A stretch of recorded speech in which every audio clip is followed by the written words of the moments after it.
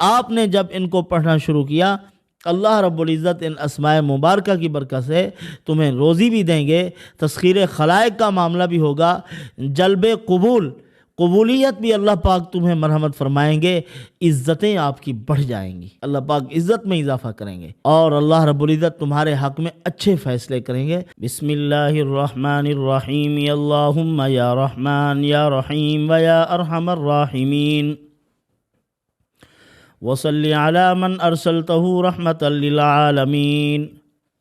نہایت ہی واجب الاحترام بزرگان محترم، برادران عزیز اور واجب الاحترام ماؤں، بہنوں اور بیٹیوں، آج ہم آپ کے سامنے وہ معمولات پیش کرنے جا رہے ہیں جو معمولات آپ کی تنگ زندگی کو آسان کر سکتے ہیں۔ اللہ رب العزت کی ذات عالی آپ کے لیے آسانیوں کی برسات برسائے، آپ کی زندگی میں تمام تر مشکلات، تمام پریشانیاں زندگی سے نکل جائیں، دور ہو جائیں، اس کے لیے چند ایک معمولات آپ کی خدمت میں پیش کریں گے۔ حضرت مولانا شیخ محمد احمد رحمۃ اللہ علیہ ہمارے ایک بہت بڑے بزرگ ہیں، وہ ہر مسلمان کو ایک عمل دیا کرتے تھے، جو بھی ان کے پاس جاتا، جو شکایات لے کر جاتا کہ حضرت مجھے میرے اندر یہ کمزوری محسوس ہوتی ہے، میرے اندر یہ پریشانیاں ہیں، میرا دل سخت ہے، کسی پر خرچ کرنے کو جی نہیں چاہتا، اپنے گھر والوں پر بھی خرچ کرنا مصیبت بن جاتا ہے، بخل اعلیٰ درجے کا ہے، سخاوت نام و نشاں ہی نہیں، تو حضرت بتائیے میں کیا کروں؟ حضرت فرمایا کرتے تھے تیرے سارے مسائل کا حل یا رحمان یا رحیم، اسم ذات کو ساتھ ملاؤ، یا اللہ یا رحمان یا رحیم۔ خصوصیات میں ان کے ساتھ ملتے جلتے اسماء مبارکہ جو ہر تنگی اور پریشانی سے نکالنے والے ہیں، یا حنان یا منان یا رحیم یا رحمان۔ اس طرح ان اللہ کے مبارک ناموں کو اگر آپ پڑھیں گے ایک ساتھ ملا کر، اور اگر آپ نے اس سے اضافہ کیا، اپنی زندگی کی تلخ ترین رکاوٹوں کو اگر دور کرنا چاہتے ہیں، اس کے لیے یہ ہے یا حنان یا منان کے ساتھ یا وہاب یا فتاح کو شامل کر لیجئے۔ آپ جب چلنا شروع کریں گے، چاہے شر کے بڑے بڑے تالے لگے ہوئے ہیں، آپ کو جو محسوس ہو رہا ہے کہ ان تالوں کو توڑنا ہے، ان رکاوٹوں کو ختم کرنا ہے، اللہ رب العزت ان تالوں کو توڑ دیں گے، آپ کے لیے خیر کی راہیں ہموار کر دیں گے۔ مثال کے طور پر میں آپ کی خدمت میں ایک عظیم واقعہ پیش کرتا ہوں، اللہ کے ایک برگزیدہ اور معصوم نبی کا۔ ملکہ زلیخا نے چاند جیسے چمکتے چہرے والے نبی حضرت یوسف علیہ السلام، جن کو لوگ دیکھتے تو ہکے بکے رہ جاتے تھے کہ اتنی حسین و جمیل، جس کے چہرے پر تجلیات الہی کے مظاہر ہیں، اللہ نے مناظر پھیلائے ہوئے ہیں، چلتے اگر گلیوں کوچوں میں تو در و دیوار پہ ان کے حسن کی لائٹیں پڑتی تھی، اتنی خوبصورت تھے۔ تو جب ملکہ زلیخا نے سارے دروازے بند کر دیے، اپنے حسن کی رعنائیاں بکھیر لیں، یوسف علیہ السلام کو اپنی طرف متوجہ کرنا چاہا، اور وہ مقام بھی ایک ایسا مقام ہے جہاں یوسف علیہ السلام رہ رہے تھے، تنعم تھا، تعیش تھا، مزاجوں میں بھی تنعم پیدا ہو جاتا ہے، مال و دولت، پیسے کی ریل پھیل، عیش و عشرت، تو وہاں برائی کے مواقع تو زیادہ پیدا ہوتے ہیں۔ تو ایسے تنعم والے ماحول میں اور عیش و عشرت کے ماحول میں شاہی خاندان و ان کا اپنا چلن چال، وہاں تو برائی کا خیال زیادہ آتا ہے، یہاں اللہ رب العزت نے اپنے نبی کو بچا کر یہ بتلایا ہے کہ دیکھو میں نے اپنے نبی کو معصوم بنایا ہے، ان کی سرشت میں، ان کی فطرت میں میں نے پاکیزگی ودیت کر رکھی ہے۔ لہذا دوسرے لوگوں کو حکم ہوتا ہے کہ برائی سے بچو، نبی حکم کرتے ہیں، لیکن یہاں برائی کو حکم دیا گیا ہے کہ ہمارے نبی کے قریب نہیں جانا۔ کذالک لنصرف عنہ السوء والفحشاء۔ تو جب ملکہ زلیخا نے تالے لگا دیے اور یوسف علیہ السلام کو اپنی طرف متوجہ کیا، انہوں نے دل میں ایک پختہ عزم کر لیا کہ اس گناہ سے بچنا ہے۔ علماء نے لکھا ہے، یعقوب علیہ السلام کی تصویر سامنے آ گئی، انہوں نے بتلایا بیٹا ہمارا موروثی تعلق انبیاء علیہ السلام کے ساتھ ہے، ہم نبیوں کا خاندان ہے، میں بھی نبی ہوں، آپ بھی نبی ہیں، تو بچنا، معاذ اللہ اس عمل سے بچ جانا۔ یہ ایک یاد دہانی تھی، ورنہ نبی کیسے گناہ کے قریب جا سکتا ہے؟ نبی تو معصوم عن الخطا ہے۔ ناپاک ارادے سے اگر ان کے جسم پر ہاتھ بھی لگا ہے تو خدا نے اس کپڑے کے ٹکڑے کو نبی کے جسم پر برداشت نہیں کیا۔ تو جب انہوں نے عزم کر لیا تو چل پڑے، دوڑے دروازوں کی طرف۔ آگے تو تالے لگے ہوئے تھے اور کوئی عام کوالٹی کے تالے نہیں تھے، شاہی خاندان کے بنے ہوئے بڑے مضبوط تالے تھے، ہائی کوالٹی کے۔ تو نبی علیہ السلام نے جب ارادہ کیا کہ میں نے بچنا ہے، امت مسلمہ کے لیے بھی سبق ہے اس واقعے کو بیان کرنے کے بعد کہ تم ارادہ کرو، کوئی فیصلہ کرو، عزم مصمم تو کرو، پھر دیکھو میں کیسے راہیں ہموار کرتا ہوں تمہارے لیے اور شر کے تالوں کو کیسے توڑتا ہوں۔ تو اللہ رب العزت نے شر کے تالوں کو توڑ دیا۔ حضرت یوسف علیہ السلام دوڑے، تالے ٹوٹتے گئے اور دروازے کھلتے گئے۔ تو آپ بھی جب ایک عزم کرتے ہیں کہ اس مصیبت سے نکلنا ہے، آپ کا فیصلہ ہوتا ہے، وہ مصیبت بھی اگرچہ آپ کے لیے ہزاروں آسانیاں لے کر آتی ہے، ہر وہ تنگی، تکلیف، ابتلا، مصائب، آزمائش جو تمہیں اللہ کے قریب کر رہی ہے، وظائف پوچھتے ہو کہ حضرت جی بتائیے کیا کرنا چاہیے اس موقع پہ، تو اللہ نے اپنی ذات عالی کی طرف رجوع کرنے کا تمہارے دل میں ڈال دیا ہے۔ تو ایسی مصیبت مانگنی نہیں چاہیے، عافیت مانگنی چاہیے۔ اگر آ گئی ہے تو اس پر آپ نے صبر کیا، میں کہتا ہوں درجات کے اعتبار سے، اجر و ثواب کے اعتبار سے ہزاروں خوشیاں اس پر قربان کی جا سکتی ہیں۔ تو اللہ رب العزت فرماتے ہیں جب تم فیصلہ کر لیتے ہو تو یہاں میں نے تمہیں درس دیا ہے، عبرت کی نظر سے ذرا دیکھو اس واقعے کو، کیسے شر کے تالے ٹوٹے اور میں نے اپنے نبی کو بچایا ہے۔ اور جب الزام لگانے کی کوشش کی گئی تو چھوٹے معصوم سے بچے جو بولنے کی طاقت نہیں رکھتا، اس سے بلوایا اللہ رب العزت نے کہ بولو، گواہی دو میرے نبی کی کہ یہ برے نہیں ہیں، ان کے اندر گناہ ہے ہی نہیں۔ تو گواہی بھی دلوا دی۔ تو جب ہم کوئی فیصلہ کرتے ہیں اللہ پاک خود راستے بناتے ہیں، اور یا اللہ یا رحمان یا رحیم، یہ وہ مبارک نام ہے اللہ رب العزت کی ذات عالی کے کہ آپ پڑھتے جائیں اور چلتے جائیں، جہاں تک پہنچنا چاہتے ہیں منزل مقصود تک پہنچانا اللہ رب العزت کا کام ہے۔ اللہ رب العزت نے جب قرآن مقدس کو شروع فرمایا، اور قرآن مجید کی جتنی آیات بینات ہیں ان تمام آیات بینات وہ جو دعاؤں کی قبیل سے ہیں، اللہ تعالیٰ نے ان کو صفت ربوبیت کے ساتھ شروع فرمایا، ربنا۔ آدم علیہ السلام نے دعا مانگی تو ربنا ظلمنا انفسنا، ربنا ہب لنا من ازواجنا۔ اسی طرح رب کے الفاظ ہیں، علماء نے بڑی عجیب بات لکھی ہے کہ ربوبیت کی صفت کو کیوں بیان کیا گیا؟ کوئی اور صفت بھی دعاؤں کو کسی اور صفت سے شروع کیا جا سکتا تھا؟ نہیں، اللہ تعالیٰ نے فرمایا عہد الستو ہوا، وہاں جو تم نے میرے ساتھ وعدہ کیا تھا عالم ارواح میں، وہاں بھی میں نے اپنی صفت ربوبیت کو بیان کیا تھا کہ کیا الستو بربکم، کیا میں تمہارا رب نہیں ہوں؟ تو صفت ربوبیت ہے. زمین پہ آئے ہو، انبیاء علیہم الصلوۃ والسلام کی دعوت شروع ہوئی، ربوبیت کا یقین کہ تمہیں پالتا کون ہے، تمہیں کھلاتا کون ہے، تمہیں پلاتا کون ہے.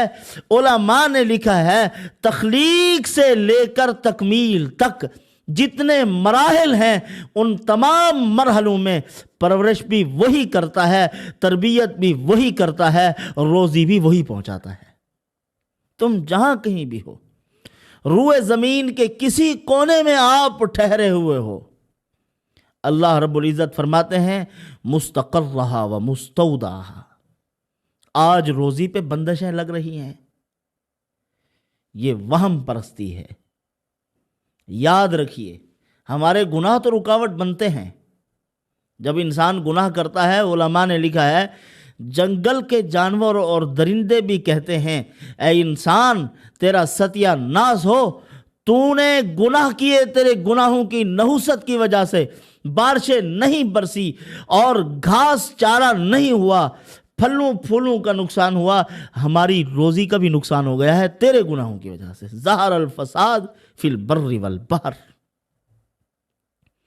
یہ ہندوؤں کا عقیدہ ہے کہ وہاں سے تو روزی آ جاتی ہے، جس دروازے سے روزی نے آنا ہوتا ہے وہاں سے آ جاتی ہے، فیصلہ بھی ہو جاتا ہے. آگے بڑی بڑی بلائیں اور مصیبتیں کھڑی ہوئی ہیں اور منہ کھولے ہوئے ہیں، وہ ہماری روزی کو اپنے منہ میں لے لیتی ہیں. راستے میں کوئی رکاوٹ کھڑی ہو جاتی ہے اور روزی کا کہیں جاتے جاتے پٹرول نہ ختم ہو جاتا ہو کہ آگے چلتی ہی نہیں، آگے پہنچ ہی نہیں سکتی. نہیں، اللہ عز و جل کا وعدہ ہے اے میرے بندے مستقرہا و مستودعہا، تمہارے عارضی ٹھکانوں کو بھی جانتا ہوں، مستقل طور پر تم کہاں ٹھہرے ہوئے ہو، تم غار کے اندر بھی ہو تو میں جانتا ہوں، میں وہاں روزی پہنچاؤں گا. اس ملک میں ہو میں دے رہا ہوں، دوسرے ملک میں جا رہے ہو وہاں پہنچے گی، میدانوں میں ہو وہاں دے رہا ہوں، پہاڑوں کی چٹانوں میں ہو تو وہاں پہنچے گی. تمہاری روزی کا انتظام میں اللہ نے کرنا ہے، اور میں تخلیق سے لے کر تکمیل تک تمہارے زندگی کے ابتدائی مراحل، نطفے سے لے کر 9 ماہ تک ماں کے پیٹ میں پالتا ہوں، غذا میں دیتا ہوں، پھر راستے ہموار کرتا ہوں دنیا میں آنے کے. ثم السبیل یسرا. آسانی ہو گئی، تم روئے زمین پہ آ گئے ہو، اب تمہاری روزی رزاق میں ہوں، رزق میں نے تمہیں مرحمت کرنا ہے. اب تم اس رزق کو اپنے سر کا درد نہ بناؤ. حرص تو سر کا درد ہے، رزق سر کا درد نہیں ہے. ہاں، جو ہم نے مستقل طور پر سر کا درد بنایا ہوا ہے، اس کو بڑا مسئلہ بنایا ہوا ہے، جبکہ اللہ رب العزت فرماتے ہیں ما اريد منهم من رزق وما اريد ان يطعمون ان اللہ هو الرزاق ذو القوة المتین.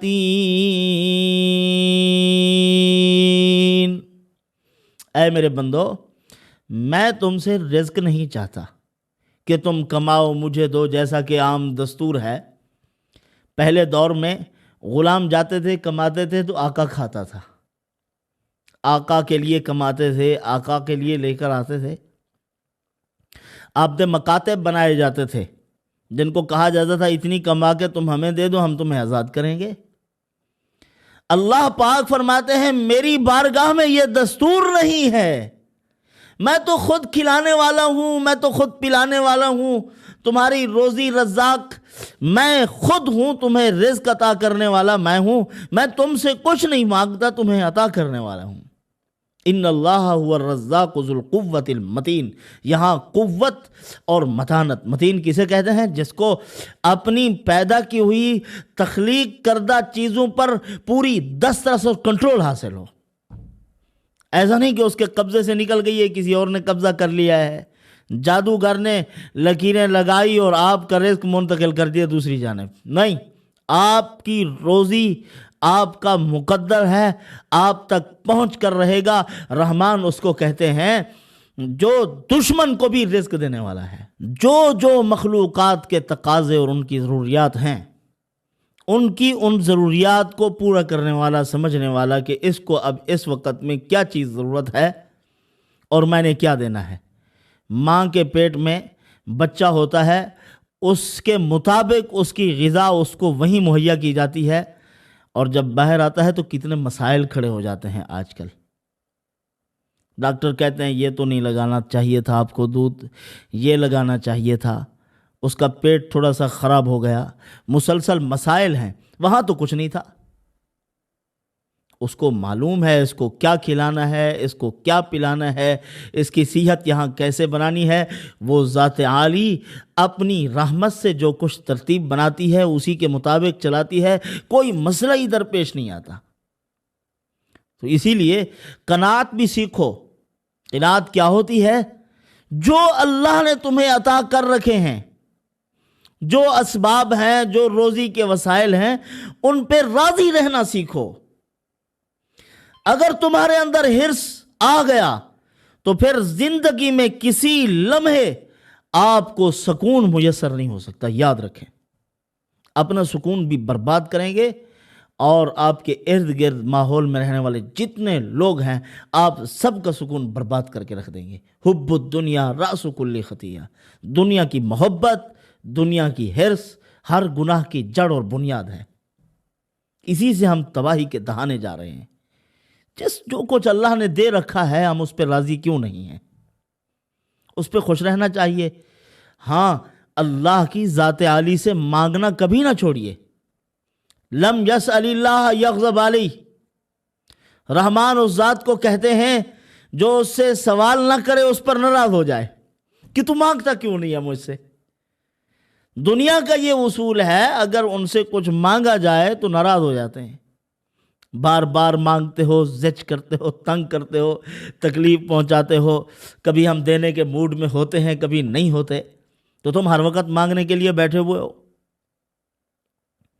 تو جو بندہ اللہ کی ذات عالی سے مانگتا رہتا ہے، پروردگار عالم اس کو مرحمت فرما دیتے ہیں اور خوش ہوتے ہیں اس بندے سے۔ تو رحمان اس ذات کو کہتے ہیں جو بندوں کے ٹھکانوں کو جانتا ہے، کہاں کون رہ رہا ہے۔ ایک چیونٹی جو کہیں بل میں چھپی پڑی ہے، اس کی روزی بھی اس کو وہاں پہنچ رہی ہے۔ اللہ پاک اس کو وہاں بل میں اس کے رزق کا انتظام کریں گے، اس کو وہاں تک روزی مرحمت فرمائیں گے۔ کوشش کا مکلف بنایا ہے اللہ نے۔ وہ انسان بھی کرتا ہے، وہ جانور بھی کرتا ہے، ان کو بھی دیتا ہے، ان کو بھی دیتا ہے۔ تو رحمان اس عظیم ذات کو کہا جاتا ہے جو بلا استحقاق بھی عطا کرے۔ مستحق ہے تب بھی دے رہا، مستحق نہیں ہے تب بھی مل رہا ہے، دوست ہے اس کو بھی عطا ہو رہا ہے، دشمن ہے اس کو بھی عطا ہو رہا ہے، کسی لمحے اپنے بندوں کو اپنی عطا سے محروم نہیں کرتا۔ وہ ہے رحمان الرحیم۔ اور عزیز دوستو، یا رحمان یا رحیم کا ورد وہ عظیم ورد ہے، اگر کافر بھی اس کو اپنا معمول بنا لیتا ہے تو اللہ رب العزت اس کو بھی اس کا فائدہ پہنچا دیتے ہیں۔ علماء نے لکھا ہے کہ اگر کوئی کافر ہے، ہدایت کا طلبگار ہے، اللہ رب العزت اس کو ہدایت عطا فرما دیں گے۔ ہاں، یا رحمان یا رحیم کا ذکر بتا دیا جائے حق و باطل کی تمیز کے لیے کہ حق کیا ہے، باطل کیا ہے۔ اگر تمہیں سمجھ نہیں آ رہا تو آپ اللہ کے ان مبارک ناموں کو اپنی زبان پہ جاری کر لیں، یا اللہ یا رحمان یا رحیم و یا ارحم الراحمین، پڑھتے رہیں۔ اللہ رب العزت کی ذات عالی تمہارے لیے ہدایت کا راستہ آسان کر دے گی، دن بدن عروج اور ترقی نصیب ہوگی، دن بدن پریشانیاں دور ہوتی جائیں گی۔ اور انشاءاللہ العزیز ہم آپ کے سامنے پوری ترتیب کے ساتھ یہ بھی بیان کریں گے، جب بھی ہم نے کوئی اسماء الحسنہ دینا ہے پوری ترتیب کے ساتھ اسماء الحسنہ کا ہم درس جاری کریں گے۔ ایک سے شروع ہوں گے اخیر تک، اس کی پوری تفصیل آپ کی تشنگی دور کریں گے انشاءاللہ۔ جو پیاس ہے آپ کی انشاءاللہ وہ دور ہوگی۔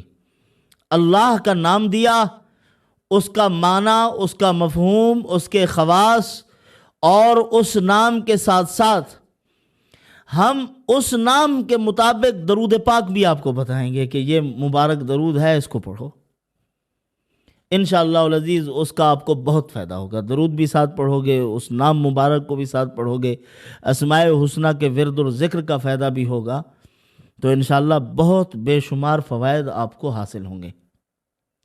لیکن نیت ہو، اور یاد رکھیں بد نیتی اور بے یقینی کے ساتھ عمل نہ کیا جائے۔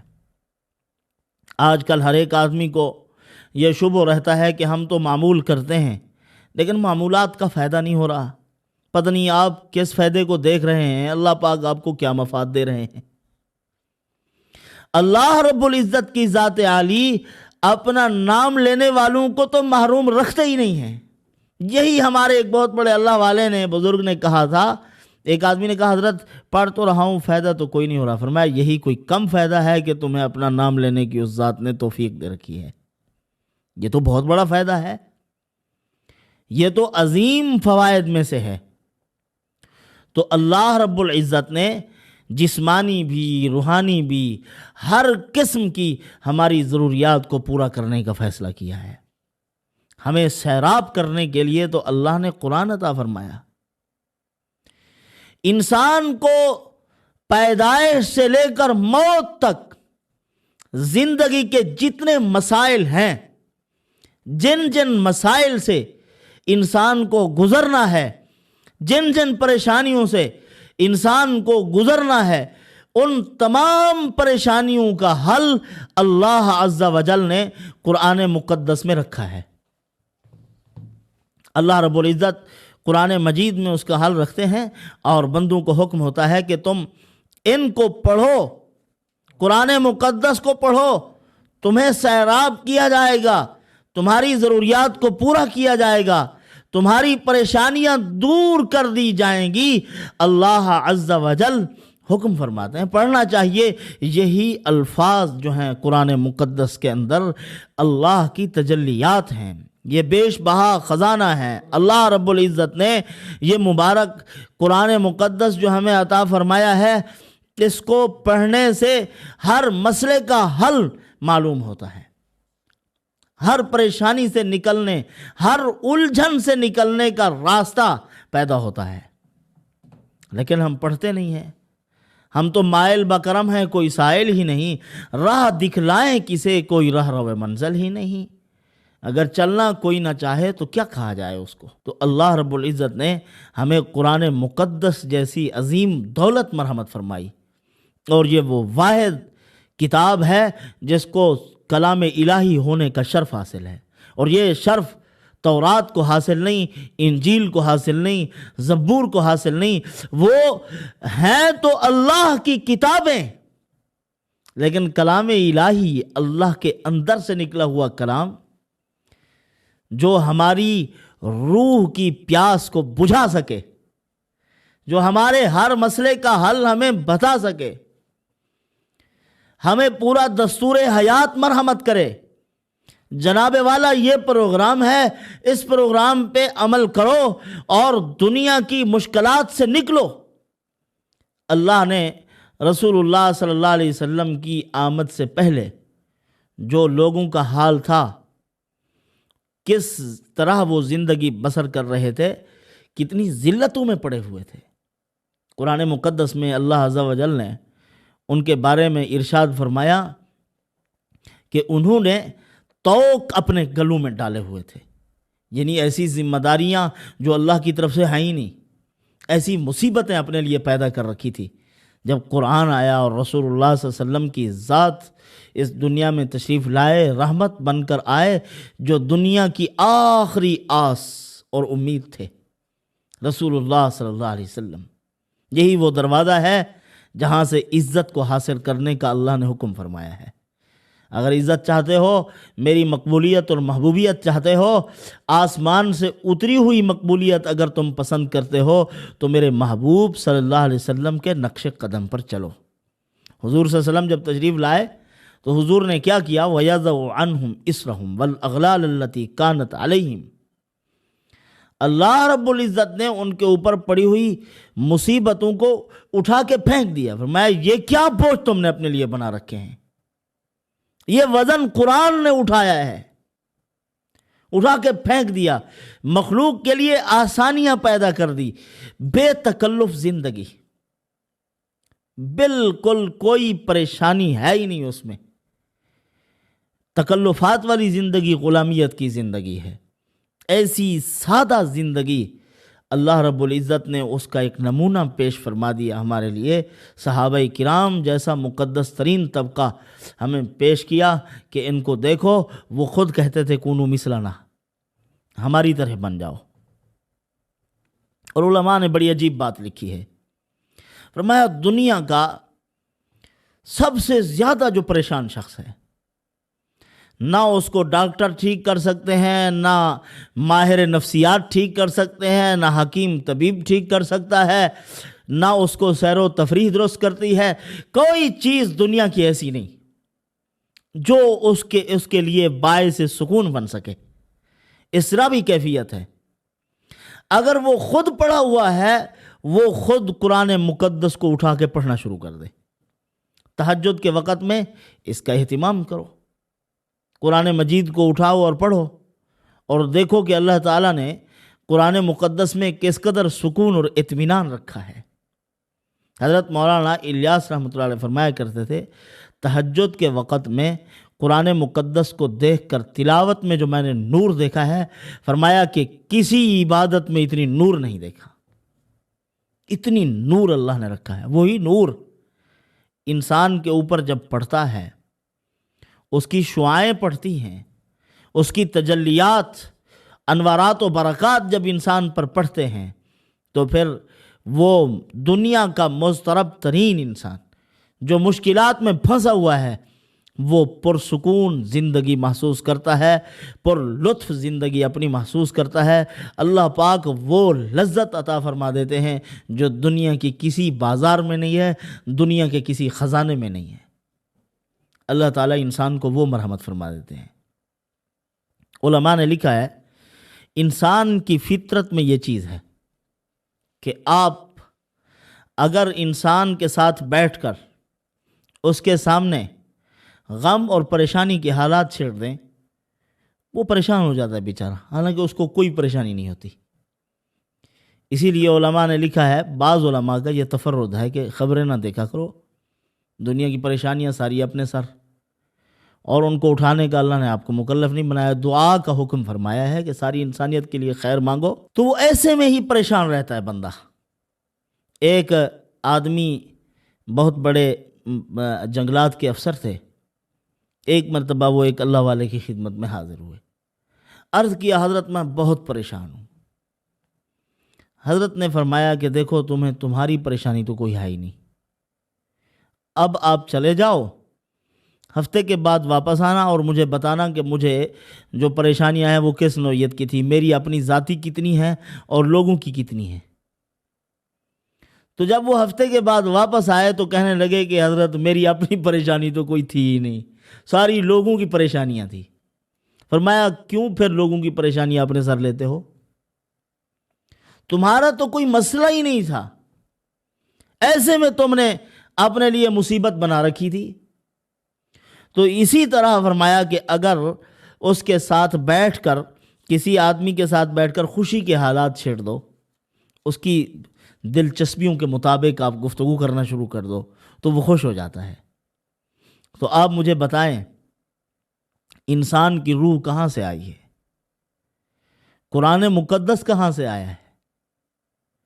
اللہ پاک فرماتے ہیں وَنَفَخْتُ فِيهِ مِن رُوحِي، میں نے اپنے بندے کو خود اس کی روح پھونکی ہے، میں نے خود پھونکی فرمایا۔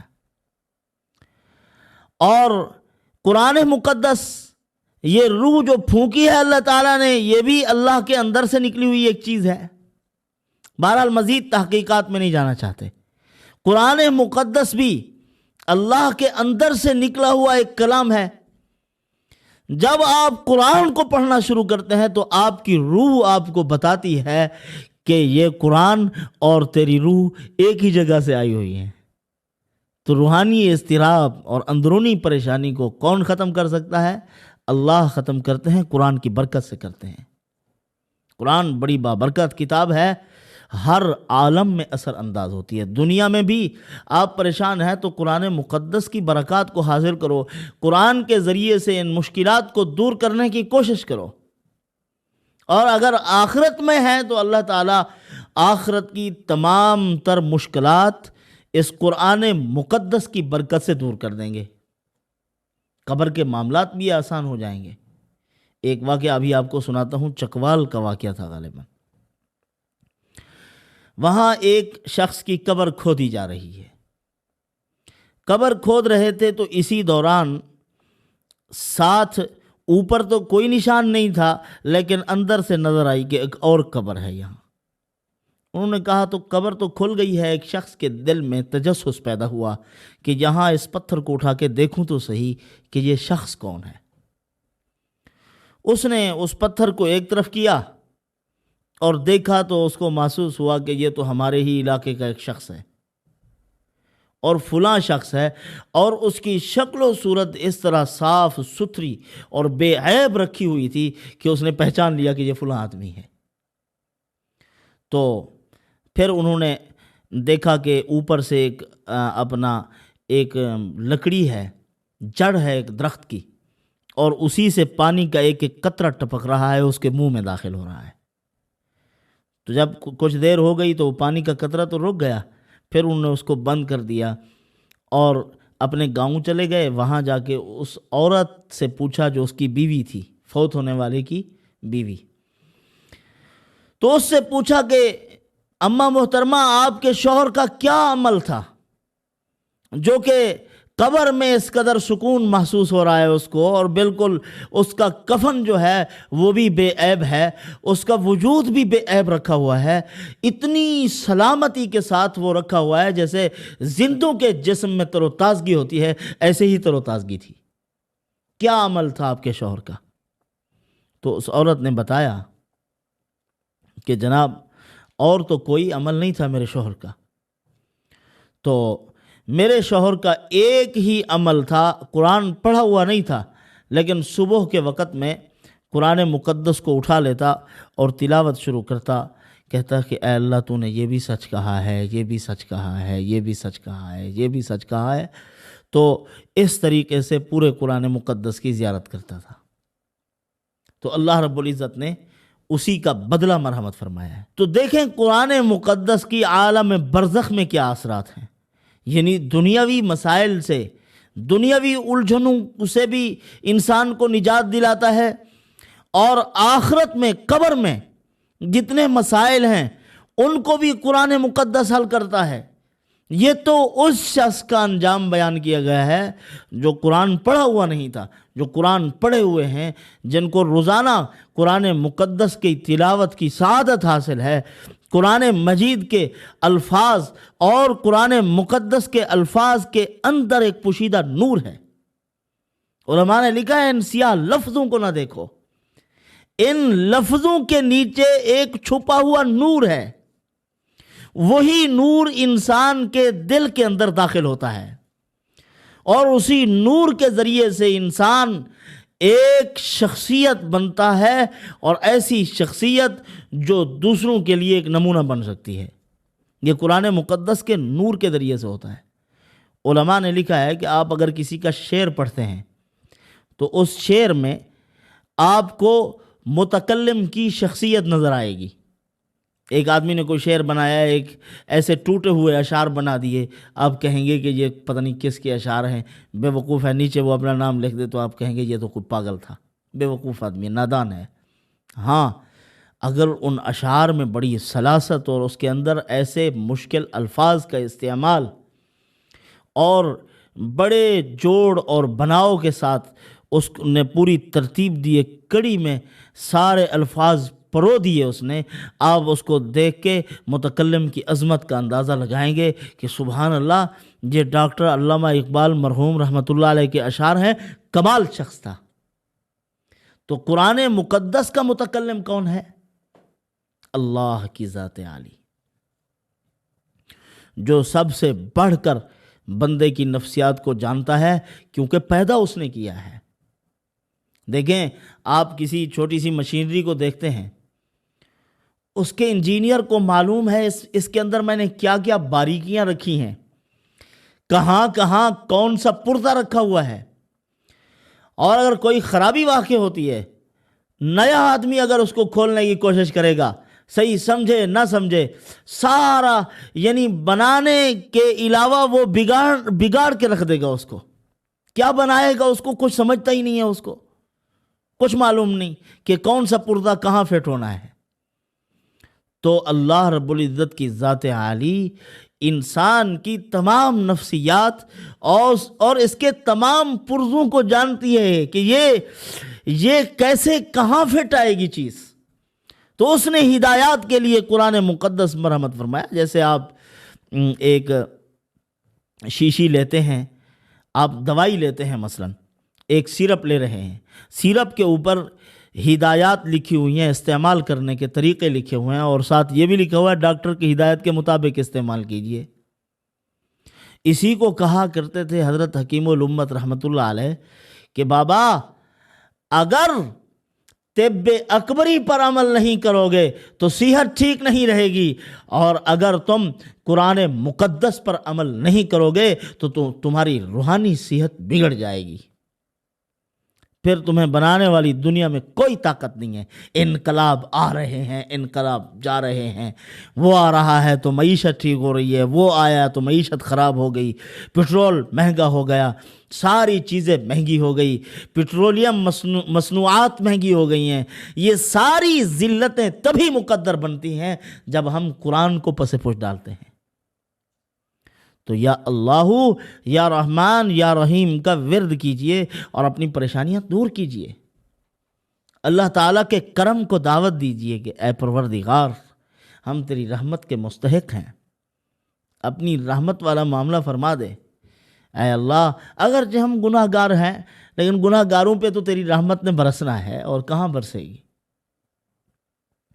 تو اس طریقے پر جب آپ عمل کرو گے، قرآن مقدس کے الفاظ جب کسی کے کانوں میں پڑیں گے، اس کی زندگی میں انقلاب آئے گا، اس کی زندگی کی کایا پلٹے گی، اور وہ منظر انی وجہت وجہی للذی فطر السماوات والارض حنیفا وما انا من المشرکین۔ ابراہیم علیہ السلام ہمارے جد امجد دادا نبی ہیں، انہوں نے کہا تھا میں ان تمام بتوں سے رخ موڑ رہا ہوں اور اس عظیم ذات کی طرف رخ کر رہا ہوں جس نے بغیر نقشے کے اپنی وہ صنائی اور کاریگری دکھائی ہے کہ اتنی بڑی کائنات بنا دی ہے، آسمانوں کو بنایا، زمینوں کو بنایا، مختلف قسم کے پھل پھول اور پودے اگائے۔ کیا کمال ہے اس عظیم ذات کا، میں اس کی طرف رخ کر رہا ہوں۔ تو تم بھی ان چیزوں کی طرف سے رخ موڑ لو اور اللہ کی طرف رخ کر لو۔ دیکھو کہاں مسئلے رہتے ہیں، کہاں ٹینشنیں، کہاں ڈپریشن، کہاں پریشانیاں، کسی چیز کا نام و نشان نہ رہے۔ اللہ رب العزت کی ذات عالی کے ساتھ تعلق جڑ جائے۔ تو یہ قرآن مقدس کے اثرات و برکات ہیں۔ آپ یہی قرآن مقدس پڑھنا شروع کریں، اور جب ایک آدمی کسی چیز میں لذت محسوس کرتا ہے تو بڑھتا جاتا ہے آگے۔ اور عام اصول تو یہی ہے کہ کلام ایسا ہونا چاہیے جس میں ایجاز ہو، اختصار ہو۔ ایجاز کا معنی اختصار ہے۔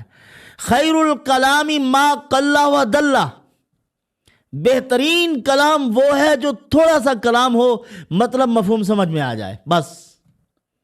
لیکن جب قرآن مقدس پڑھنا شروع کرتا ہے بندہ تو مزہ آ جاتا ہے، اور پڑھتا ہے۔ جس کو اللہ نے لذت نصیب فرما دی ہے تو وہ تو کہتا ہے کہ قرآن سامنے رکھا ہے بس، زندگی کی بڑی خواہش یہی ہوتی ہے۔ شفیق الرحمن درخواستی صاحب رحمۃ اللہ علیہ کا انتقال ہوا، عصر کی نماز کے بعد قرآن مقدس کی تلاوت کرتے تھے، تو قرآن مجید کی تلاوت کرتے کرتے قرآن کو سینے پہ رکھا، سو گئے، نیند آ گئی، ہمیشہ ہمیشہ کے لیے سو گئے۔ بیوی مغرب کی نماز کے لیے اٹھانے کو گئی، آگے قرآن سینے پہ رکھا ہوا ہے، حضرت کی روح پرواز کر گئی۔ یہ ہے قرآن کے ساتھ تعلق۔ آج ہمارا کیا تعلق ہے؟ برسوں قرآن کو دیکھنے کی توفیق نصیب نہیں ہے، اور یہی قرآن پھر اللہ کی عدالت میں استغاثہ دائر کرے گا، اے پروردگار یہ انہوں نے مجھے چھوڑا ہوا کر دیا تھا، پڑھتے ہی نہیں تھے مجھے۔ تو ایسی قوم جو اپنی ایک عظیم کتاب، عظمت والی کتاب کو پس پش ڈالے، وہ کیا دنیا میں پنپ سکتی ہے؟ کیا دنیا میں ترقی کرے گی؟ وہ ڈاکٹر عبد القدیر مرحوم رحمۃ اللہ علیہ ہمارے محسن پاکستان ہیں، تو محسن ملت ہیں، اسلام کے محسن ہیں۔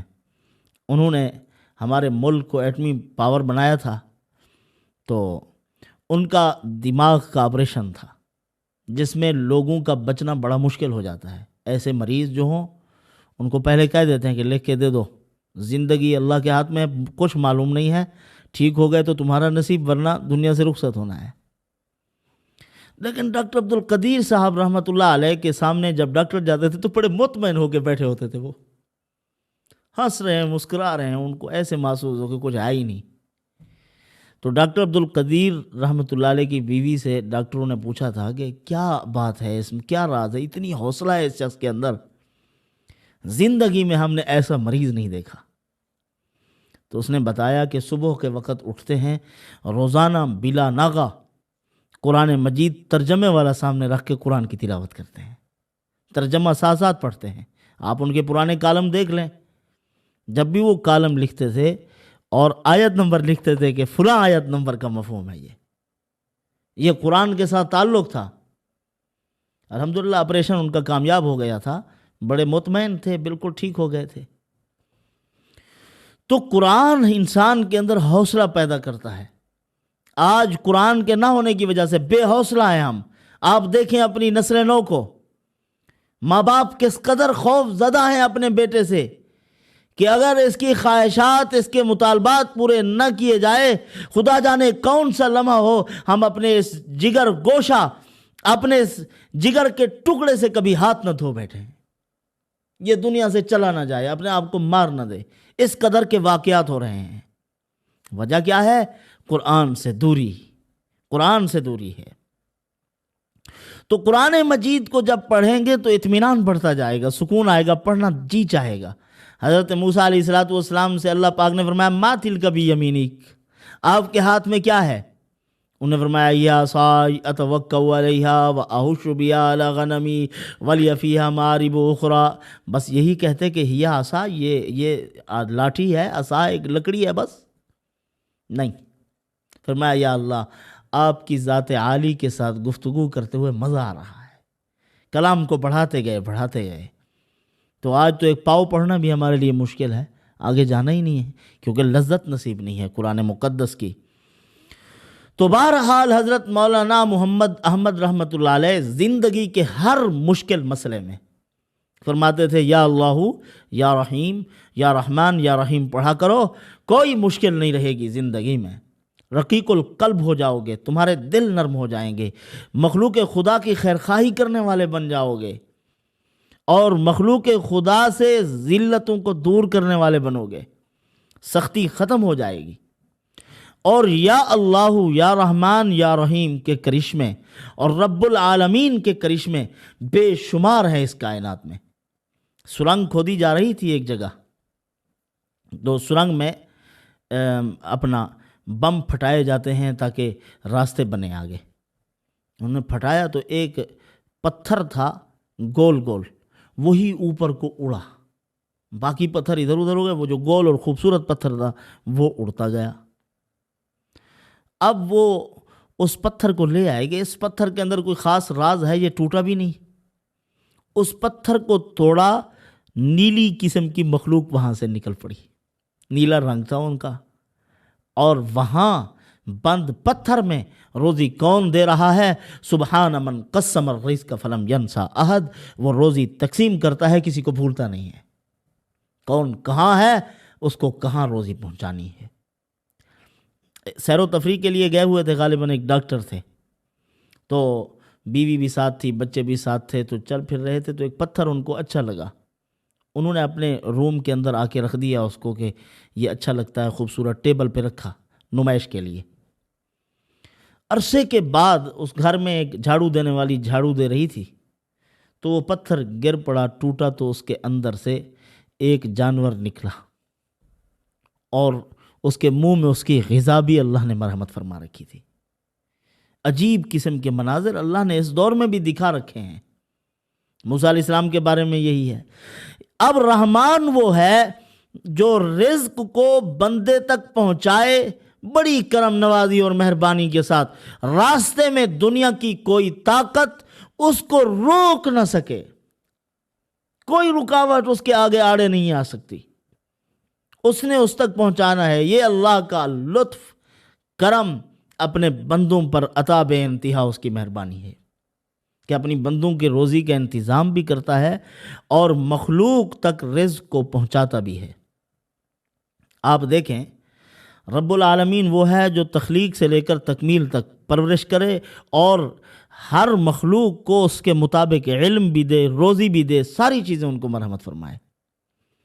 ایک ڈاکومنٹری چل رہی تھی، تو اس میں ایک پرندے کا بچہ ہے چھوٹا سا، اب اس نے خوفناک آواز سنی، انڈے سے نکلے ہوئے اس کو چند لمحات ہوئے تھے، اب خوفناک آواز کو سن کر جا کے اپنی ماں کی مامتا اس کے پروں میں جا کے چھپ گیا، پروں میں جا کے چھپ۔ اس کو یہ علم کس نے مرحمت فرمایا بند انڈے میں کہ تیرے لیے پناہ ماں کے پروں میں ہے، اللہ تعالیٰ دے رہے ہیں۔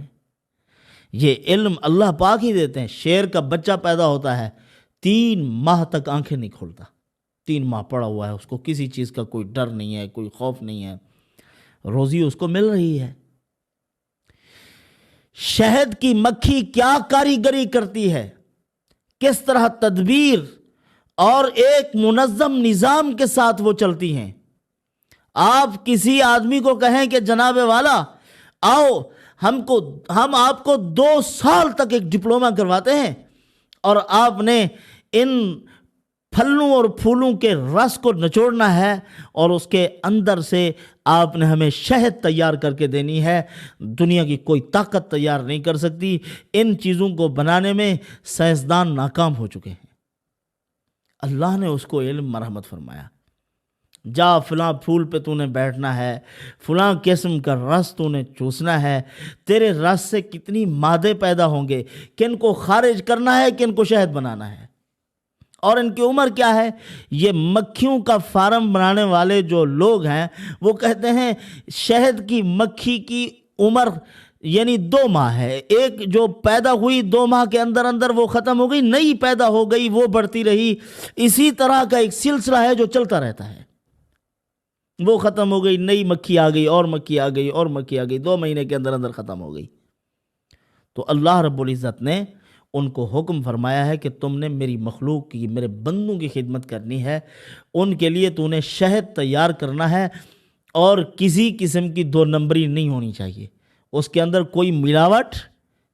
ایسا تو کبھی نہیں ہوا کہ شہد کھایا ہو تو اس میں وہ جو پھولوں کے اوپر بیٹھنے والی شہد کی مکھیاں ہیں، رس آپ چوسیں اگر پھول کا تو وہ تو کڑوا ہوتا ہے، کڑواہٹ نہیں ہے اس کے اندر۔ کون بناتا ہے؟ چھوٹی سی مکھی کو کون سکھاتا ہے؟ یہ علم کس نے مرحمت فرما رکھا ہے؟ ربوبیت، جو تخلیق سے لے کر تکمیل تک، حیات یعنی زندگی کے ابتدائی مراحل سے لے کر موت تک انسان کی خدمت کے مختلف قسم کے اسباب پیدا کرتا ہے اور پورا ایک نظام کے ساتھ بندے کو چلاتا ہے۔ صبح کو سورج نکلتا ہے، بڑے ڈسپلن اور نظم و ضبط کے ساتھ نکل رہا ہے۔ آپ نے دیکھا ہے کہ یہ سورج نکلا اور مخلوقات میں سے ہر مخلوق یہ سمجھ رہی ہے کہ یہ میرے لیے نکلا ہوا ہے۔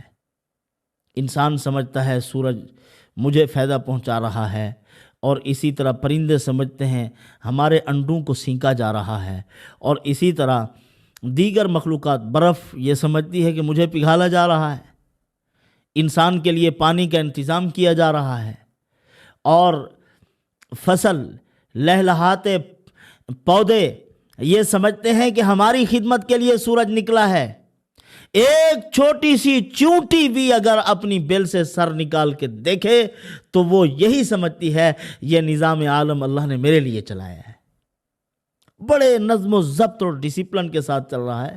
آپ 1000 سال پہلے کی ایک جنتری اٹھا لیں، ایک کیلنڈر اٹھائیں، اور اس میں 1 جنوری کو سورج کے طلوع اور غروب کا وقت دیکھیں۔ 1000 سال کے بعد 1 سیکنڈ کا فرق بھی نہیں ہے۔ یہ کون کر رہا ہے؟ وہ ذات ہے جس نے یہ منظم نظام بنا رکھا ہے۔ جب وہ 1 سیکنڈ اوپر نیچے نہیں ہونے دیتی تو کیا ہماری زندگی ایسی بے ڈھنگی اس نے چھوڑ دی ہے کہ کسی ترتیب میں نہیں ہے؟ سیکنڈ کا 1 ملی سیکنڈ، اس کا 1000واں حصہ بھی اللہ کی ترتیب اور اس کے نظم میں چل رہا ہے، اس سے باہر نہیں ہے۔ تو پھر ہم کیوں اتنی ٹینشن اور اتنی ڈپریشن میں ہیں؟ جب اللہ رب العزت کے حکم پہ سارا نظام چل رہا ہے تو پھر ہمیں یعنی رضا بالقضاء، اللہ کے فیصلوں پہ رضا کا اظہار کرنا چاہیے۔ تمام تر پریشانیوں کا حل یہی ہے، اللہ کی ذات عالی کے فیصلوں پہ راضی رہو، مانگتے رہو، مانگنا مت چھوڑو، وظائف کرو، معمولات کرو۔ اسی طرح یا حنان یا منان کے بے شمار فوائد اور فضائل ہیں۔ بندہ تھوڑی مانگتا ہے، اللہ پاک زیادہ مرحمت فرماتے ہیں۔ اور منان اس عظیم ذات کو کہتے ہیں جو دور سے آنے والے شخص کو دیکھ کے، جیسے کوئی آدمی آ رہا ہو تو اس کو محسوس ہو جاتا ہے یہ خیرات مانگنے کے لیے آ رہا ہے، سوال کا اظہار نہیں ہو رہا، پہلے وہ سمجھ گیا ہے کہ یہ مجھ سے کچھ مانگنا چاہتا ہے، مانگنے سے پہلے اپنی جیب میں ہاتھ ڈالا اور اس کو عطا کر دیا۔ اس عظیم ذات کو منان کہتے ہیں جو مانگنے سے پہلے بندے کو عطا کر دے، کسی کو روٹھنے نہ دے۔ اور حنان اس عظیم ذات کو کہتے ہیں بندہ مانگے کم، وہ عطا زیادہ کرے۔ یہ 1 مانگے وہ 1,00,000 دے، یہ 1,00,000 مانگے وہ کروڑ مرحمت فرمائے۔ اس عظیم ذات کو حنان کہا جاتا ہے۔ اس پر بہترین واقعات ہیں، بڑے بڑے واقعات اس کے اوپر ہیں، وہ کبھی فرصت کے وقت میں انشاءاللہ آپ کے سامنے پیش کروں گا۔ اللہ رب العزت اس طرح اپنے بندوں کو عطا فرماتے ہیں، اس طریقے سے اپنے بندوں کو مرحمت فرماتے ہیں۔ 1-2 واقعات میں آپ کی خدمت میں پیش کر دیتا ہوں۔ حضرت عمر ابن خطاب رضی اللہ تعالیٰ عنہ اللہ تعالیٰ سے دعا مانگتے ہیں کہ اے پروردگار، اللہم ارزقنی شہادتاً فی سبیلک وفی بلد حبیبک، اے اللہ مجھے موت عطا فرما، اپنے نبی کے شہر میں عطا فرما، اپنے راستے کی موت یعنی شہادت نصیب فرما۔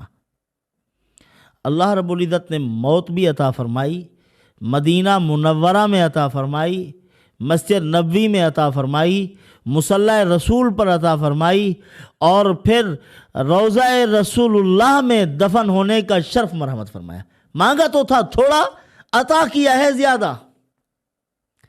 حاتم طائی نے بھی کہا تھا، کسی نے 5 مانگا تو 5,000 دے دیا، کہا اس نے اپنی شان کے مطابق مانگا ہے، میں نے اپنی شان کے مطابق 5 روپیہ دینا میری توہین تھی، اسی لیے میں نے اس کو زیادہ عطا کر دیا ہے۔ بندہ اپنی اوقات کو سامنے رکھ کے نہ مانگے، اللہ کی عظمت کو سامنے رکھ کے اللہ تعالیٰ سے مانگنے کی کوشش کرے تو پھر اللہ رب العزت اس کو عطا فرماتے ہیں۔ اسی طرح حضرت ابراہیم علیہ السلام نے اللہ تعالیٰ سے دعا مانگی کہ اے رب کریم، اذ قال ابراہیم رب اجعل ھذا البلد آمنا واجنبنی وبنی ان نعبد الاصنام رب انہن اضللن کثیرا من الناس فمن تبعنی فإنہ منی ومن عصانی فإنک غفور رحیم ربنا انی اسکنت من ذریتی بواد غیر ذی زرع عند بیتک المحرم ربنا لیقیموا الصلاة فاجعل افئدة من الناس تہوی الیہم وارزقہم من الثمرات۔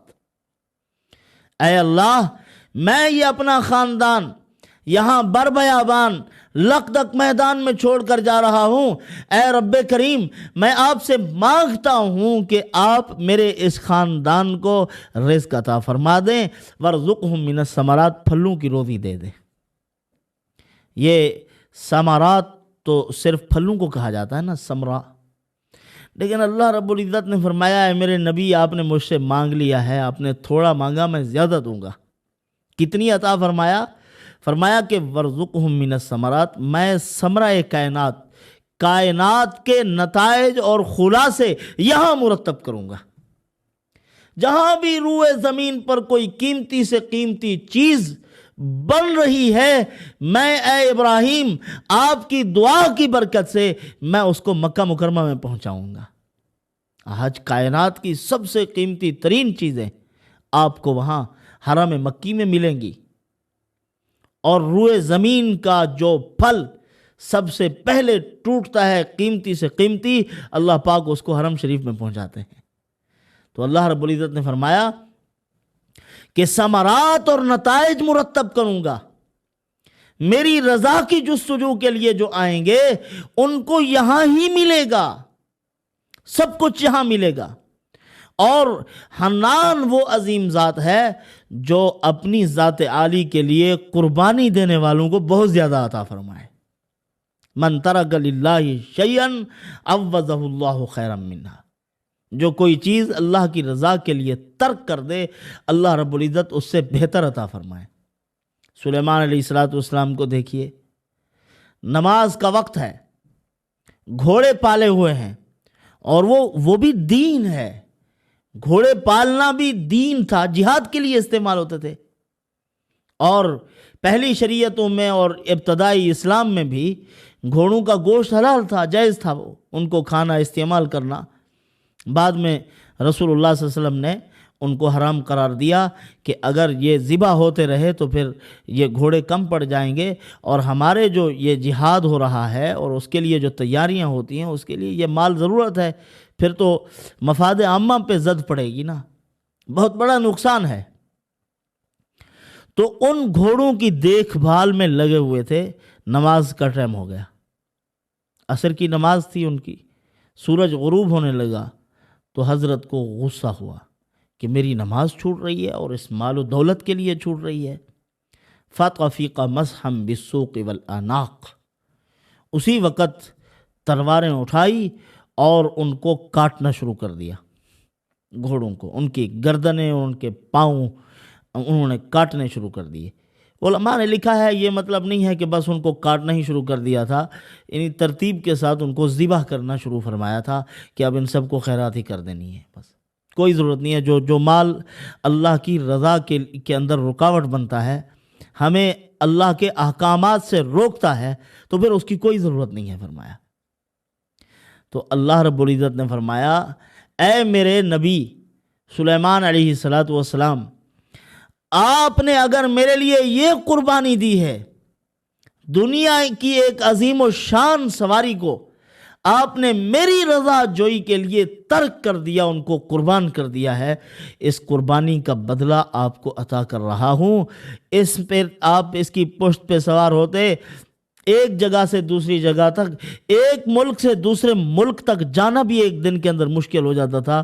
اب آپ کو ایک ایسا تخت دیا جا رہا ہے، ہوا آپ کے حکم پہ چلے گی، 12 ملکوں کا ایک دن میں سفر کرتے تھے حضرت۔ یہ اسی کو سوچ کے لوگوں نے جہاز بنایا ہے۔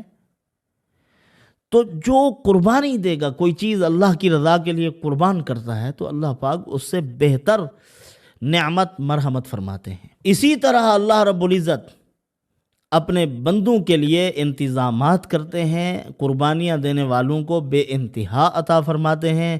یا حنان یا منان یا رحیم یا رحمان، اس کو اپنا ورد بنا لینے سے انسان کو بے شمار فوائد حاصل ہوتے ہیں۔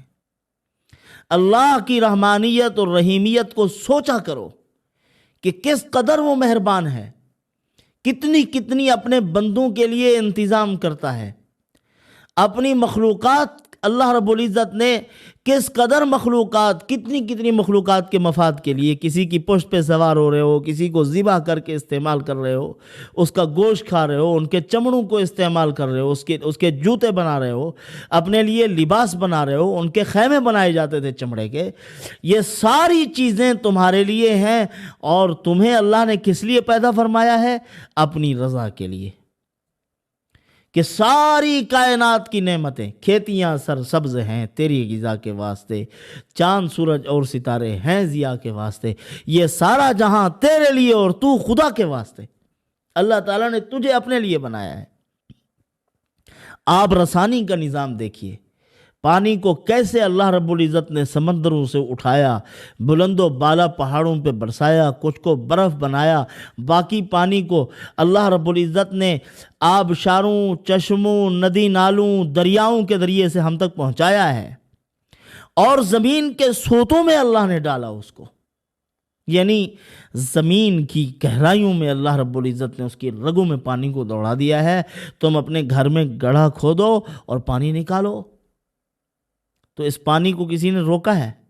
آج تک وہ پہنچ رہا ہے، ہر کسی تک پہنچ رہا ہے۔ تو جب وہ پہنچ رہا ہے تو روزی کیوں روک جاتی ہے؟ انسان لا یحرم الرزق من الذنب، گناہ کی وجہ سے رزق سے، حدیث پاک میں ہے، محروم کر دیا جاتا ہے۔ تو اللہ رب العزت نے یہ سارے انتظامات کیے۔ اسی طرح دودھ کو دیکھو آپ، وَإِنَّ لَكُمْ فِي الْأَنْعَامِ لَعِبْرَةً نُسْقِيكُم مِّمَّا فِي بُطُونِهَا مِن بَيْنِ فَرْثٍ وَدَمٍ لَبَنًا خَالِصًا سَائِغًا لِلشَّارِبِينَ۔ اللہ رب العزت نے فرمایا تم تو سبز چارہ ڈالتے ہو جانور کو، تمہارا رب آہستہ آہستہ اس میں سے چیزیں بناتا ہے، گندگی بھی، خون بھی، اور اسی طرح دودھ بھی۔